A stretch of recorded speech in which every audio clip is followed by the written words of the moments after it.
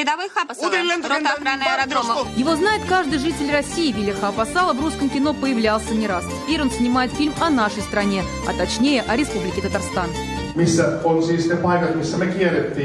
Это кадры с презентации многонационального Татарстана в Хельсинки. Уже сегодня 3 из 10 серий можно посмотреть на финской медиаплатформе.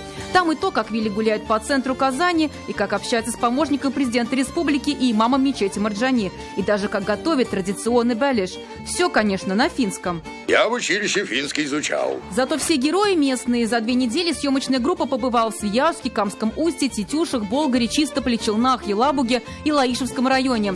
Задача – рассказать о местных обычаях, кухне, культуре и людях. Столько народов, которые живет в этой как-то области, 130 с чем-то, по-моему, да? Национальность, да, живут. И мирно живут. И разные религии.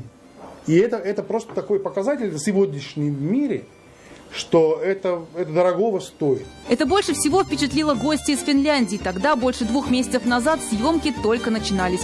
Теперь по следам Вилли Хапасала создали маршрут. Он включает в сети региональные центры, что удалось посетить известному финну. Зарина Ахметова, ТНВ, Казань.